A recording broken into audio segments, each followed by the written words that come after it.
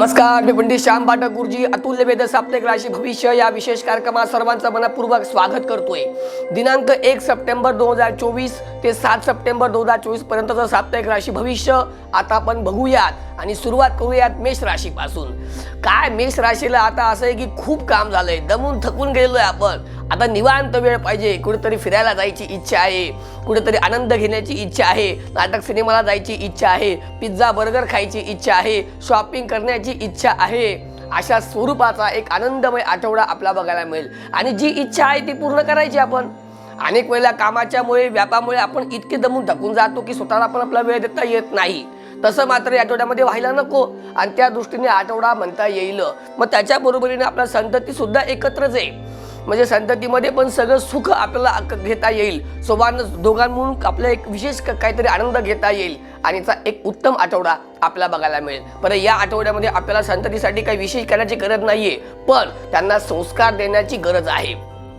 पहा, असं असतं की आपण जे काही कृती करू ना तीच आपली मुलं बाळ अंगारत असतात आणि तीच अंगीकृत करून तेच स्वभावामध्ये करत असतात। मग आपण समाजामध्ये जे रंगलेले गांजलेले आहेत त्यांची जर आपण सेवा केली, माता पित्यांची सेवा केली, गुरुजनांची सेवा केली, ते सगळं आकलन जे आहेत ते संतती करत असते, म्हणजे मुलं बाळ करतात, त्यांचं आकलन ते करतात आणि त्याप्रमाणे ते वर्तन करतात।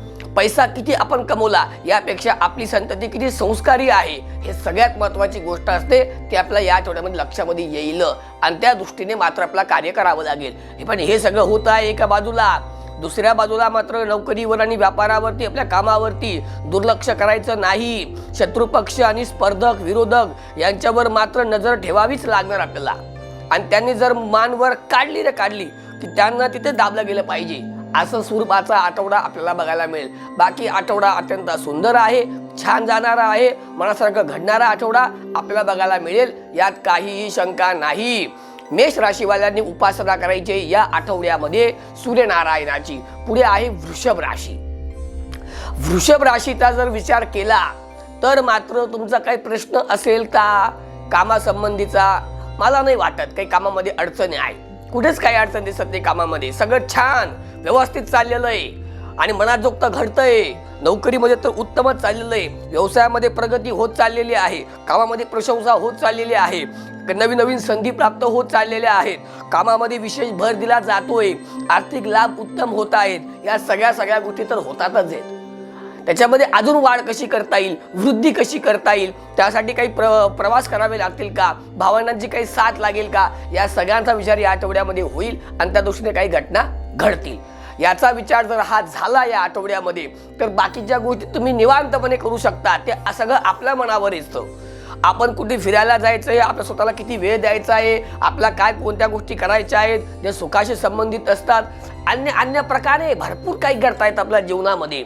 फक्त आपला वेळ मिळाला पाहिजे। एकदा का वेळ मिळाला ना, हिरण्यापासून हिंडण्यापासून मित्रपरिवाराला वेळ देण्यापासून देवदर्शन करण्यापासून सगळ्या गोष्टी आपल्याला मनासारख्या करता येतात, काही चिंतेचं कारण नाहीये। इतका सुंदर आठवडा आपल्याला बघायला मिळणार आहे। संततीमध्ये तुम्ही जर म्हणाल, संततीबद्दल सगळ्या गोष्टी आपण घेतलेले निर्णय हे अचूक ठरतील, इतका उत्तम आठवडा आहे। म्हणजे त्यांच्याकडे आपण जेव्हा बघाल त्यांच्या सगळ्या गोष्टी प्रॉपर चाललेल्या असल्याची भावना आपल्याला बघायला मिळेल। मग चिंताच काही नाहीये ना। जर काही चुकीचं घडत असेल किंवा वाईट घडत असेल तर आपल्याला म्हणता येईल की आपण सजग राहिलं पाहिजे, सावध राहिलं पाहिजे। तसं होण्याची काहीही चिंता करण्याची गरज नाही। इतका हा सुंदर आठवडा आपल्याला बघायला मिळणार आहे। खास करून जी व्यक्ती कला क्षेत्रामध्ये आहे, राजकीय क्षेत्रामध्ये आहे, त्यांना मात्र एक विशेष काहीतरी प्राप्ती व्हायची आहे। मग ती पदाची असेल, प्रतिष्ठेची असेल, इन्क्रीमेंटची असेल, बढती बदलीचे योग येतील नोकरदार वर्गासाठी। आणि कला क्षेत्रामध्ये तर काय विचारूच नका तुम्ही, उदो आहे, मान सन्मान आहे, वाहवा होणार आहे। इतका सुंदर आठवडा आपल्याला बघायला मिळणार आहे। वृषभ राशीवाल्यांनी तशीच उपासना मात्र चालू ठेवा, उमा महेश्वर। पुढे आहे मिथुन राशी।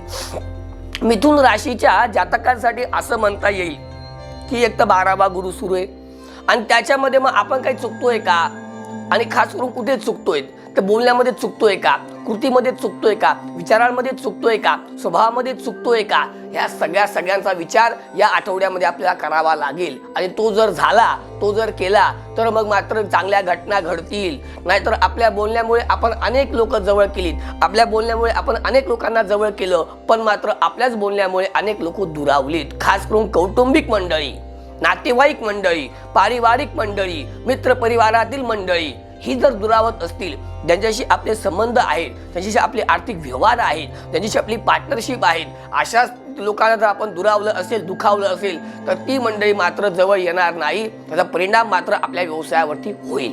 मग खूप चांगली संधी येते पण ती हिसकावून येते कोणतरी. आपलं कामच करता येत नाहीये, आपण आपल्या बोलण्यामुळे सगळं वाया घालवतोय. अशा स्वरूपाच्या देखील घटना घडतील. पण जर आपण व्यवस्थितपणे काम केलं, कोणा दुरावलं नाही, दुखावलं नाही, तर हाच आठवडा आपल्यासाठी मात्र खूप चांगल्या संधीचं घेऊन येणार आहे. त्याचं आपल्याला सोनं करता येणार आहे. खास करून शिक्षण क्षेत्र असेल, बँकिंग क्षेत्र असेल, अकाउंट क्षेत्र असेल, IT क्षेत्र असेल, सामाजिक क्षेत्र असेल, नोकरदार असेल, सरकारी नोकरीवाले व्यक्ती असतील, अशांसाठी मात्र हा आठवडा मनाजोगता जाणार, यात काहीही शंका नाहीये. या सगळ्या गोष्टी आठवड्यामध्ये घडणार. फक्त मात्र हे लक्षात ठेवायचे की ह्या आठवड्यामध्ये कोणाशी वाद नको, कोणाशी भांडण नको. आणि ते जर झालं तर सगळं आनंद आपल्याला प्राप्त करून घेता येईल. नाहीतर जे आनंद घेणार आहोत ना, त्या आनंदामध्ये काहीतरी मिठाचा खडा पडला, सगळं विरजण पडलं, आणि एकदा विरजण पडलं की सगळा मूड गेला आणि सगळं जे घेण्याची जी काय आपली अपेक्षा होती ती सगळी धुळीत मिळाल्याची भावना आपल्याला बघायला मिळेल. म्हणून असं होता कामा नये. यासाठी म्हणून काही करावं लागेल का? उपासनाच ना, मेडिटेशन. पुढे आहे कर्क राशी. कर्क राशी वाल्यांनी काय म्हणायचं आता की एक तर 8वा शनी चाललेलाच आहे, मग त्याच्यामध्ये आमच्या स्वभावावरती काही परिणाम होणार आहे का? का नाही होणार परिणाम? स्वभावावर तुमच्या स्वभावावरती, तुमच्या स्वास्थ्यावरती, तुमच्या आरोग्यावरती परिणाम होणारच. तुमच्या जोडीदारावर, तुमच्या वैवाहिक जीवनावर परिणाम होणारच. तुमच्या भागीदारीवर, तुमच्या व्यवसायावर परिणाम होणारच. का? कारण कर्मावर नजर आहे शनीची, धनावर नजर आहे शनीची, संततीवर नजर आहे शनीची. असा शनी राशीला पुन्हा 8वा, राशीला गुरु 11वा आहे ना, मान्य ना. गुरु चांगला चाललेला आहे, पण जिथे गुरुची नजर पोचते तिथे शनी पोचत नाहीये, आणि शनीची नजर जिथे जाते तिथे गुरु पोचत नाहीये. अशा या परिस्थितीमध्ये आपल्याला काय करावं लागेल? भावनेच्या भरामध्ये निर्णय घेऊन चालणार नाही. कुटुंबामध्ये कलह होणार नाहीत, कुटुंबामध्ये आपल्यामुळे दुखावणार नाहीत. आपल्या कृतीने, आपल्या स्वभावाने, आपल्या विचाराने, आपल्या बोलण्याने कोणी दूर जाणार नाहीत, याची काळजी आठवड्यामध्ये घ्यायची. आणि ती जर का घेतली गेली तर समजायचं की या आठवड्यामध्ये काहीतरी मिळवलं, काहीतरी प्राप्त झालं, काहीतरी आपल्याला एक विशेष काम करता आलं. नाहीतर आठवडा खूप चांगला होता पण त्याचा लाभ आपल्याला करून घेता नाही आला.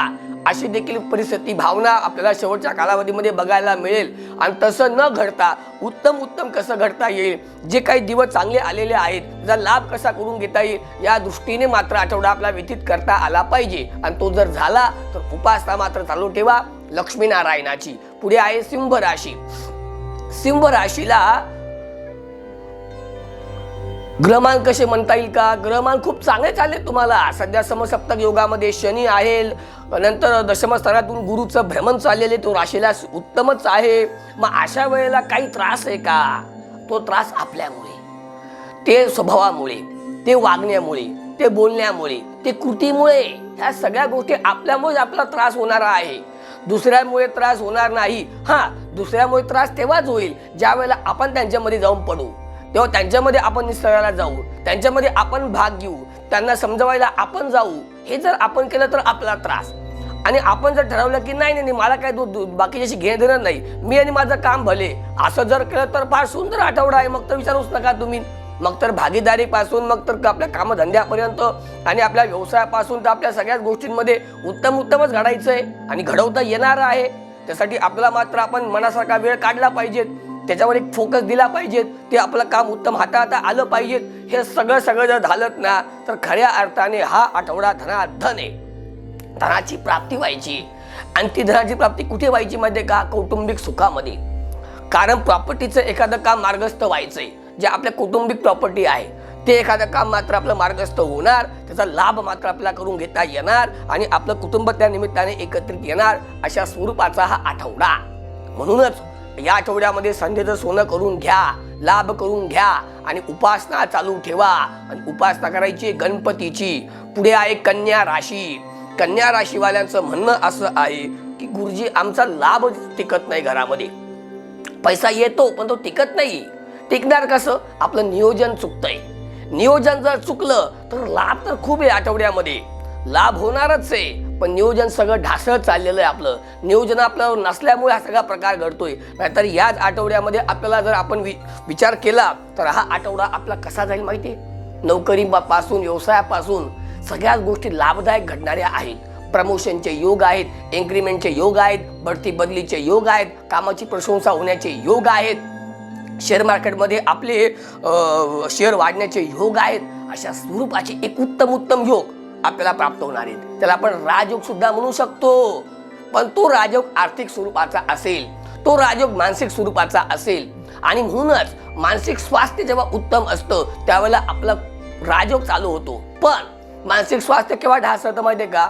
आ बैल मुझे मार, कोणतरी आलं, कोणाच्या मध्ये आपण पडलो, कोणाशी भांडण झालं, कोणाशी वादविवाद झाला, कोर्टाची पायरी चढावी लागली, पोलीस स्टेशनमध्ये जावं लागलं, कोणाला तरी जामीन व्हावं लागलं, कोणाला तरी सह्या कराव्या लागल्यात। हे सगळं जर झालं ना, मग सगळ्या गोष्टीमध्ये पाणी फिरेल।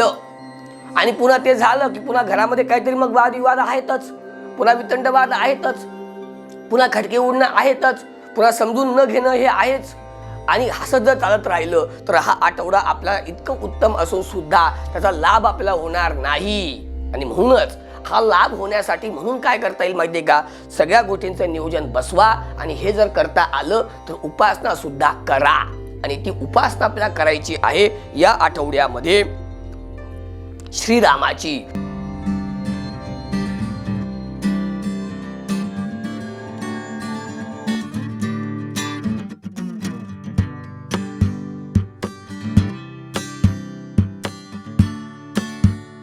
पुढे आहे तुळा राशी। तुळा राशीवाल्यांचं असं म्हणणं आहे की आम्ही नोकरीच्या शोधामध्ये आहोत, नोकरी मिळेल का? नोकरीमध्ये बढती बदलीचे योग आहेत का? किंवा आम्हाला ऑफर लेटर मिळेल का? सगळ्या गोष्टींचं उत्तर आहे हो, मिळेल। फक्त त्यासाठी आपण आपलं योगदान महत्त्वाचं ठरेल, आपली योग्यता ठरेल, आपली पात्रता ठरेल, आपल्या कामावरचे स्वरूप ठरेल। हे जर असेल तर सगळं काही व्हायचं आहे, हो, आणि ते प्राप्त व्हायचंच आहे। ज्यांना आपण शोध घेतोय त्यांच्यासाठी म्हणतोय मी, ज्यांचं नोकरी सेट आहे, जे नोकरीवर आहे, जे व्यवसायामध्ये आहे, त्यांच्यासाठी तर मग विचारूच नका तुम्ही। आता सध्या 8वा गुरु आहे, त्याच्यामुळे स्वाभाविक आहे आपले वरिष्ठ अधिकारी आपल्याला पिळून घेणारच आहेत, आपल्यावरती प्रेशर असणारच आहे, आपल्याला मात्र मनस्ताप होणारच आहे, आपल्याला कामावरती मात्र दगदग होणारच आहे, आपल्याला मात्र जास्त उशीर होणारच आहे, आणि आपल्याला वेळेच्या व्यतिरिक्त देखील काम करावं लागणारच आहे। हे लक्षातच ठेवा, ही तयारी आपली असलीच पाहिजे। आणि हे सगळं होताना मात्र लाभ देखील तेवढ्या स्वरूपाचा होत नाहीये। ही सगळ्यात मोठी अडचण झालेली आहे की काम एवढं करतोय आणि लाभ मात्र एवढा होतोय, हे फार मोठं दुखणं असतं। आणि ते दुखणं देखील आपल्या या आठवड्यामध्ये बघायचंय। आठवडा खूप सुंदर आहे पण लाभ तेवढा होत नाहीये। का होत नाहीये? आम्ही काही काही पडतोय का? तसंही काही नाहीये। मग काय अडचण आहे? गुरुग्रहाची अडचण आहे। आणि गुरुची अडचण ज्या वेळेला आपल्याला असते, ज्या वेळेला विरोधामध्ये उभा राहतो, त्यावेळेला स्वाभाविक आहे आपल्याला खूप सजगपणे काम करावं लागतं। कोणी नाराज होणार नाही, कोणी दुरावणार नाही, वरिष्ठ अधिकाऱ्याचे कोणी कान भरणार नाहीत, ऑफिसमध्ये कोणाचे खटके उडणार नाहीत, याची काळजी घेतली पाहिजे। या व्यतिरिक्त जर आपण वेगळ्या व्यवसायामध्ये असू, म्हणजे व्यवसाय करत असू किंवा शेअर मार्केटमध्ये काम करत असू, तिथे देखील अपेक्षित जेवढा लाभ व्हायला पाहिजे होता तेवढा झाला नाही, त्याचं एक दुःख शल्य देखील आपल्याला या आठवड्यामध्ये बघायला मिळेल। बरं, जो लाभ झाला तो टिकला पण नाही ना। मी कोणाला तरी पैसे दिलेत, कोणासाठी मी आर्थिक व्यवहार केला, पण त्याचा मला काही उपयोग झाला नाही, ना माझं नाव झालं ना माझं गाव झालं, उलट माझे पैसे त्याच्याकडे अडकलेत, आता मागता येत नाही, परत घेता येत नाही। अशी एक वेगळं दुखणं जे आहे ते आपल्याला बघायला मिळेल। अशा स्वरूपाचा हा कालावधी असेल, म्हणून व्यवहार करताना मात्र थोडी काळजी घ्या, व्यक्ती ओळखायला शिका, व्यक्ती पाळखायला शिका आणि मग व्यवहार करा। हे जर सगळं जमलं तर मग मात्र म्हणता येईल की हा आठवडा आपला उत्तम जाणारा ठरेल। पण त्यासाठी मात्र नियोजन असलं पाहिजे आणि उपासना देखील चालूच असली पाहिजे। आणि उपासना या आठवड्यामध्ये करायची आहे तुम्हाला फक्त लक्ष्मीची। पुढे आहे वृश्चिक राशी। वाह, वृश्चिक राशीवाल्यांचा काही प्रश्नच नकोय आता तर, कारण आता तर आपण सांगू तसं होणार आहे। आता तर काही प्रश्नांची मालिका थांबलीच पाहिजे आठवड्यामध्ये। आता तर आपण सांगू तसं काम व्हायला पाहिजे खऱ्या अर्थाने. एकीकडे भाग्योदय व्हायला पाहिजे, एकीकडे परदेश गमनाचे योग आले पाहिजेत, एकीकडे आर्थिक व्यवहार सुटले पाहिजेत, एक वेळा भागीदारी वाढली पाहिजेत, व्यवसायामध्ये वाढ झालीच पाहिजे, नोकरीमध्ये प्रमोशनचे योग आलेच पाहिजेत, वरिष्ठ अधिकारी खुश झालेच पाहिजे, हाताखालची मंडळी आपल्या सांगण्याप्रमाणे वागलीच पाहिजेत, कोणाशी वादविवाद होणार नाहीत, असे प्रसंग समोर आले नाहीच पाहिजेत. हे सगळं होणार या आठवड्यामध्ये. किती छान. आणि हे जर होणार आहे, हे फिक्स आहे, मग आता आपण काय आहे, मग आता आपली भूमिका काय असणार आहे? तर आपली भूमिका कशी असली पाहिजे माहिती आहे का, की मी कुठे कमी पडता कामा नये, मी कोणत्याही खाटीवर बसणार नाही, मी कोणाची वेळेची वाट पाहणार नाही, मला कोणी आणून देईल अशी वेळ विचार मी करणार नाही. हे जर झालं तर मग मात्र तुम्ही विचारूच नका. लाभच लाभ, धो लाभ, छप्पड फाड के लाभ असं म्हणतो ना आपण, तो व्हायचा आहे. सगळ्यात बाजूने व्हायचं आहे, सगळ्यात बाजूने लाभ देखील व्हायचा आहे. आर्थिक प्रश्न मात्र या आठवड्यामध्ये सगळे सुटलेले असतील. खूप चांगला आठवडा आपला गेला, याचं एक समाधान देखील आपल्याला आठवड्याच्या सुरुवातीपासून शेवटपर्यंत प्रत्येक दिवसाला बघायला मिळेल. कारण प्रत्येक दिवस आपल्या आनंदाचा, सौख्याचा, समृद्धीचा, शांतीचा इतका सुंदर जाणारा ठरणार आहे. इतकं छान आहे. उपासना देखील करा आता, तशीच उपासना चालू ठेवा. आणि या आठवड्यामध्ये उपासना करायची आपल्याला गणपतीची. पुढे आहे धनुराशी. धनुराशीवाल्यांचं काय आता? धनुराशीवाल्यांना खटके बसणार आहेत, धनुराशीवाल्यांना धोका होणार आहे, धनुराशीवाल्यांना आता मनस्ताप होणारे, धनुराशीवाल्यांची फडफड होणारे, धनुराशीवाल्यांचा विश्वासघात होणारे, धनुराशीवाल्यांना कोणी गद्दार म्हणणारे, अशा स्वरूपाचा एक आठवडा आपल्याला बघायला मिळणार आहे. पण सुरुवातीला प्रत्येक दिवस काही सारखे नसतात. काही वेळेला काही दिवस आपल्यासाठी नसतात, त्याचा विचार करायचाच नाही. काहीतरी नुकसान होणारच आहे, तिथे आपल्याला तयारी असलीच पाहिजे. पण आपण काहीतरी सजग राहायला पाहिजे की नाही. आपण जर आपली तयारी जर असेल की आता मला हा आठवड्याची सुरुवात कशी करायची, शांततेमध्ये कोण कुठे जाते, कोण कोणाशी बोलते, कोण कोणाला व्यवहार करते, कोण कोणाच्या काही जाते, देणं घेणंच नाही. मला माझं काम बरं आहे, बरं काम करताना पण नित्याचीच कामं करायची, विशेष काम करायचं नाही जे, नाविन्याचं करायचं नाही जे. हे सुरुवातीला पहिले 2 ते 3 दिवस तेवढे आपण पाळा फक्त. ते पाळल्यानंतर मग काय व्हायचं पुढे ते सांगू आता तुम्हाला. ते तर इतकं दिव्य आणि आगळं वेगळं व्हायचंय, त्याची प्रत्यक्षात आपण केली नव्हती. तुम्हाला विचार पडेल की मागचे 2 दिवस माझ्यासाठी इतके त्रासदायक होते आणि आता एकदम चित्र बदललं. आणि असं काही बदललं की मन प्रसन्न झालं. आम्ही हवेत गेलो आणि सगळ्या गोष्टी उत्तम करायला लागल्या.